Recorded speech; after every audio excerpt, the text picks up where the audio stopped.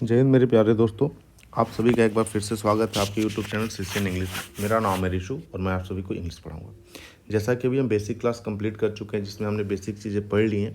अब एक नए टॉपिक की ओर हम मूव किए हैं जिसमें 2 वीडियो ऑलरेडी अपलोड कर दी गई हैं, जिसमें हम एक में बेसिक्स ऑफ टेंसेस पढ़े थे कि सिंगुलर सब्जेक्ट क्या होता है, plural subject, singular verb, plural verb, कैसे हम सिंगुलर वर्ब बनाते हैं, कैसे हम नाउन को प्लूरल बनाते हैं, तमाम चीज़ें। ठीक है। फिर सेकंड वीडियो में हमने प्रेजेंट और पास्ट के जो बेसिक स्ट्रक्चर्स होते हैं उनकी बात हमने की थी। आज की वीडियो में हम फ्यूचर के स्ट्रक्चर्स की बात करने वाले हैं। ठीक है। जैसा कि आपको पता है कि 2 वीडियो डेली जाती हैं, सुबह एक शाम को। ठीक है। अब आज से जो हम स्टार्ट कर रहे हैं वो फ्यूचर के बारे में आज की वीडियो में बनाएंगे। ठीक है। बहुत लंबी ये वीडियो नहीं होगी क्योंकि एक ही टेंस हमें कवर करना है। फ्यूचर वाले टाइम को हम कवर करेंगे जिसके 4 एस्पेक्ट्स होते हैं। ठीक है। लेकिन अभी हम 3 ही पढ़ेंगे, चौथा अभी बाद में पढ़ेंगे क्योंकि अभी हम फॉर और सिंस का यूज पढ़ना है जो हमने नहीं पढ़ा है। तो हम वीडियो को स्टार्ट करते हैं। वीडियो स्टार्ट करने से पहले आप चैनल को सब्सक्राइब करें, साथ ही साथ बेल आइकन को प्रेस करें ताकि आपको आने वाली वीडियोज़ की अपडेट मिलती रहे। और आप वीडियो को लाइक भी कर दें, शेयर भी कर दें अपने दोस्तों के साथ। ठीक है। जितना हो सके फैलाएं आप। ठीक है। तो चलिए अब हम स्टार्ट करते हैं। अब स्टार्ट करते हैं और हम फ्यूचर के बारे में पढ़ते हैं। तो फ्यूचर इंडेफिनिट या फिर सिंपल फ्यूचर कहते हैं इसे। इसका स्ट्रक्चर क्या है कि पहले आता है एक सब्जेक्ट, फिर शैल विल और फिर V1 प्लस ऑब्जेक्ट। लेकिन हम लास्ट वीडियो में ही कह चुके हैं कि हम वर्ब पे सिर्फ काम करें क्योंकि सेंटेंस का स्ट्रक्चर क्या होता है, सब्जेक्ट वर्ब ऑब्जेक्ट। तो आपको अगर वर्ब की बात कही जाए तो आपको समझना होगा कि वर्ब से पहले सब्जेक्ट लिखा हो, वर्ब के बाद ऑब्जेक्ट लिखा हुआ है। ये अंडरस्टूड होगी बात है।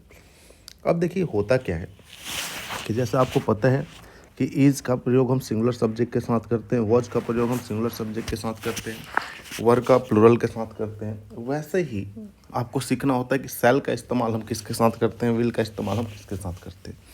तो देखिए सेल का इस्तेमाल और विल का इस्तेमाल अब किसी भी सब्जेक्ट के साथ किया जाता है, लेकिन इसका मतलब अलग अलग निकल जाता है। जैसे अगर आप आई और वी के साथ सेल का इस्तेमाल करते हो और अदर्स के साथ विल का इस्तेमाल करते हो। अदर्स कहने का तात्पर्य क्या है कि ही हो, सी हो, इट हो, दे हो, ठीक है, यू हो, कोई नेम हो, ठीक है, नेम हो, नेम्स हो, उनके साथ अगर आपने विल का इस्तेमाल कर दिया है तो उसका मतलब निकलता है नॉट फिक्स। नॉट फिक्स कहने का मतलब क्या होता है, जैसे समझिए आप, कहने का मतलब है कि उससे आप एम्फसाइज नहीं कर रहे हैं। मतलब ये जो बात आप कह रहे हैं फिक्स नहीं है। ठीक है। अगर उसी चीज़ को एम्फसाइज करना होता है, थोड़ा सा जोर डालना होता है कि तुम्हें ये अवश्य करना चाहिए। ठीक है। तुम्हें ये अवश्य करना होगा, तब आप क्या कहते हैं, यू मस्ट डू इट या फिर यू शैल डू इट, ऐसे कहना चाहिए आपको। ठीक है। जब आपको एम्फेसाइज करना होता है, जब आप उस पर जोर डालते हैं, तब आप इसके उल्टे प्रयोग को करते हैं। तब समझिए, आप वो चीज़ों को छोड़े, आप इससे फोकस करें। और आपको क्या बताया जा रहा है, आपको बताया जा रहा है कि शैल का इस्तेमाल जब हम आई और वी के साथ करते हैं और विल का इस्तेमाल जब हम अदर्स के साथ करते हैं, तो ये बातें नॉट फिक्स्ड होती है। नॉट फिक्स कहने का तात्पर्य क्या होता है कि ये फिक्स नहीं होती। ठीक है। नॉट फिक्स में क्या क्या आता है, तो 2 चीज़ें आती हैं। क्या क्या, समझिए आप, ये 2 चीज़ें हैं नॉट फिक्स में। पहला है ओपिनियन, पहला क्या है ओपिनियन, और दूसरा है फ्यूचर टाइम एक्शन। ओपिनियन और इंटेंशन मतलब एक विचार और एक इरादा, वो बदल सकता है। जैसे मैंने कहा आई शेल हेल्प यू, मैं आपकी मदद करूँगा, हो सकता है मैं आपकी ना भी करूँ। ठीक है। तो ये मेरे विचार हैं, ये मेरे इंटेंशन हैं जो बदल जाते हैं। ठीक है। वैसे मैं कहता हूँ फ्यूचर टाइम एक्शन, जब हमें फ्यूचर में एक्शन बताना होता है कुछ ऐसा, ठीक है, कुछ काम बता रहे होते हैं, वो भी बदल सकता है। जैसे मैं कह रहा हूँ my friend will come here tomorrow, कि मेरा दोस्त यहाँ कल आएगा, हो सकता है उसके साथ ऐसी कोई दुर्घटना घट जाए, कुछ ऐसे इंसिडेंट हो जाए जिसकी वजह से वो ना आ पाए, तो इस बात की गारंटी नहीं है कि वो आएगा ही आएगा। तो ऐसे केस में हम आई के साथ क्या लगाते हैं, तो आई के साथ हम क्या लगाते हैं, आई और बी के साथ सेल, और अदर्स के साथ क्या लगाते हैं, विल। तो हमने यहाँ आई के साथ क्या लगाया है, तो हमने यहाँ आई के साथ सेल लगाया है। ठीक है। आई के साथ हमने क्या लगाया, सेल लगाया। तो इसका मतलब ये फिक्स नहीं है, मैं कर भी सकता हूँ मदद, नहीं भी कर सकता हूँ, क्योंकि विचार क्या है, बदल जाते हैं। ठीक है। इंटेंशन क्या है, बदल जाते हैं। फ्यूचर टाइम एक्शन क्या है, बदल जाते हैं। लेकिन इसका फिक्स पैटर्न भी है।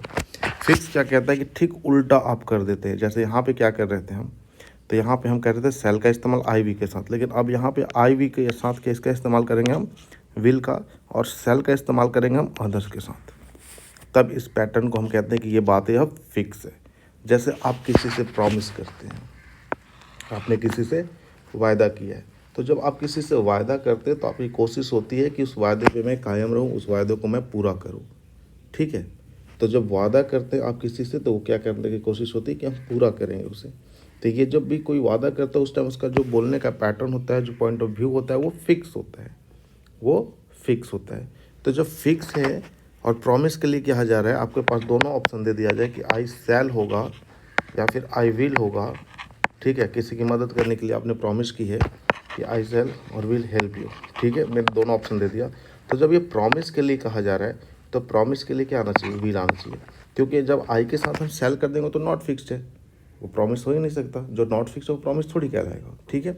वैसे ही सेकंड कहता है डिटर्मिनेशन के लिए, डिटर्मिनेशन, ठीक है, कि जब डिटर्मिनेशन के लिए भी हम इस्तेमाल करते हैं तो क्या करते हैं, तो डिटर्मिनेशन भी हमारा फिक्स होता है, ठीक है। तो ये क्या हो सकता है, तो हमने एग्जांपल लिखा we will qualify the exam. आपको ऑप्शन होता है कि वी शैल होगा या विल होगा, तो आपको हमेशा विल ही लगाना होगा, क्योंकि जब डिटर्मिनेशन होता है, ठीक है, वो भी क्या होता है, तो वो भी फिक्स होता है, ठीक है। फिर नेक्स्ट है थ्रेट। थ्रेट किसी को धमकी देते हैं या फिर किसी को वार्निंग देते हैं, तो वो भी फिक्स होता है। जैसे मान के चले कि आप बीएसएफ में तैनात हैं, ठीक है, आप बॉर्डर सिक्योरिटी फोर्स हैं और बीएसएफ में तैनात हैं, आपके सामने कोई आता है जो इंट्रूडर मतलब कि उसे अलाउ नहीं किया गया उस एरिया में आने के लिए, और वो आ जाता है, तो क्या उसे आप पनिश करेंगे या नहीं करेंगे, भगाएंगे ना। तो वही कह रहा है कि द बीएसएफ शैल और विल पनिश द इंट्रूडर्स।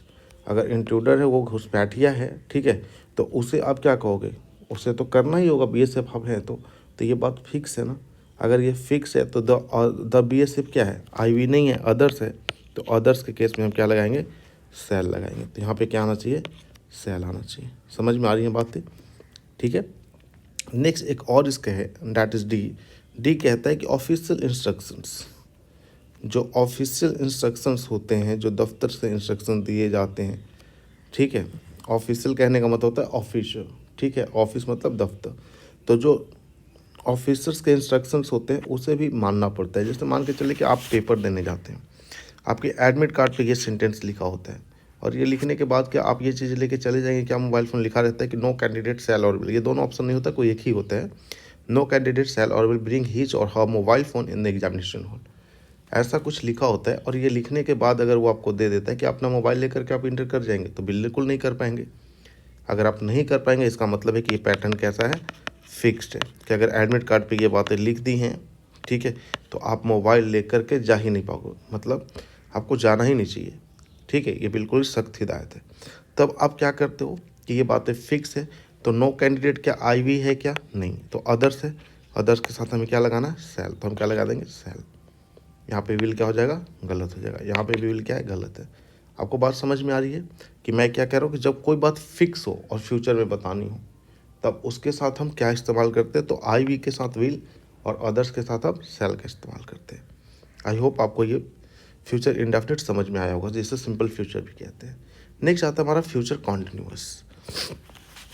देखिए फ्यूचर कॉन्टिन्यूअस का भी हम क्या कह रखे हैं आपको, कि अगर सब्जेक्ट सेल और विल मतलब बी और वर्ब की आईएनजी फॉर्म हो, मतलब ये वर्ब है, उससे पहले जो भी है वो सब्जेक्ट होगा, इसके बाद जो भी है वो ऑब्जेक्ट होगा। इतनी बात आपको क्लियर होंगी। तब देखो अब ये जो सेंटेंस लिखा हुआ है कि I shall be writing a letter, तो आई है subject, shall be writing a letter, मैं पत्र लिख रहा होऊंगा, तो क्या ये इस स्ट्रक्चर को फुलफिल कर रहे हैं, इसका मतलब ये फ्यूचर कॉन्टिन्यूअस है, ठीक है। ये भी है, you will be reading a novel, you will be reading a novel, ये भी क्या है, तुम नॉवेल पढ़ रहे होगे, तो ये भी क्या है, ये भी फ्यूचर है। लेकिन एक बात समझिए, फिक्स है नॉट फिक्स है। तो आप देखिए आई के साथ हमने क्या इस्तेमाल किया, सेल, और यू के साथ विल। देखिए जब आई के साथ हम सेल का इस्तेमाल करते हैं, अदर्स के साथ जब विल का इस्तेमाल करते हैं, तो ये पैटर्न कैसा हो, तो नॉट फिक्स, मतलब मैं पत्र लिख रहा होऊंगा भी या नहीं भी हो सकता हूँ, मैं नॉवेल पढ़ रहा होऊंगा भी या नहीं भी हो सकता हूँ। समझ पा रहे हो मेरी बातें, ये मतलब है इसका, ये बातें फिक्स नहीं है। अब बात आती है कि इसका निगेटिव कैसे हम बनाते हैं। तो निगेटिव इसका हम कुछ ऐसा बनाते हैं, जैसे समझिए आप नेगेटिव, मैं सेकंड वाले को बना रहा हूँ पहले। तो आप लिखोगे यू विल, जो नॉट लगाओगे ना, बहुत सारे बच्चे क्या करते हैं कि बी के बाद लगा देते हैं, तो बी के बाद नहीं आता। अगर आपने ऐसा लिखा हो कि you will be not reading a novel, तो ऐसा लिखोगे तो ये गलत हो जाएगा। आपको क्या लिखना चाहिए? तो आपको लिखना चाहिए कि you will not be reading a novel, ऐसा लिखोगे, ये सेंटेंस बिल्कुल सही होगा। ठीक है। वैसे अगर फर्स्ट वाले को अगर हमें नेगेटिव बनाना है तो कैसे हम बनाएंगे? तो हम बनाएंगे I shall not be writing a letter, और ये जाकर के आप सही है। आई बात समझ में? क्या है, कैसे नेगेटिव करते हैं? अगर हमें इसे क्लोज एंडेड करना हो तो हम क्या करेंगे? बस इस सेल को बाहर निकाल देंगे। ठीक है, वो तो बिल्कुल आसान है। अब नेक्स्ट आप देखें, नेक्स्ट जो हमारा टेंस आता है वो आता है फ्यूचर परफेक्ट। हम फ्यूचर परफेक्ट की बात करते हैं। देखिए, फ्यूचर परफेक्ट का स्ट्रक्चर क्या होता है कि पहले आप एक सब्जेक्ट को लिखते हैं, फिर शैल will plus have plus V3 आता है, और फिर एक ऑब्जेक्ट आता है। ठीक है। अब देखो, अगर ऐसा हो तो देखो यहाँ पे क्या ये फॉर्मेट आपको दिख रहा है, तो आप कहोगे जिससे दिख रहा है। यहाँ पे भी देखोगे आपको दिख रहा है। अगर ये दिख रहा है इसका मतलब है कि फ्यूचर परफेक्ट है। ठीक है। अब बात आती है कि इसका कैसे नेगेटिव हम बनाएंगे। तो आपको क्या करना है नेगेटिव बनाने के लिए? तो आप लिखोगे I shall not have written a letter, आपको ये लिखना है। ठीक है। वैसे इसको भी नेगेटिव करना है तो आप क्या लिखोगे? You will not have solved the questions, ऐसे लिखना आपको। ठीक है, ये नेगेटिव बन जाएगा। तो हम अब अगले क्लास में फॉरवर्ड सेंस के यूज देख करके फिर हम सारे जो भी परफेक्ट कॉन्टिन्यूअस होते हैं, प्रेजेंट के, पास्ट के, फ्यूचर के, ये इसकी बात हम करेंगे। ठीक है। तो आज के लिए हम यहीं तक रखते हैं, फ्यूचर परफेक्ट तक ही रखते हैं। जो बेसिक स्ट्रक्चर्स थे वो हमने जाने हैं।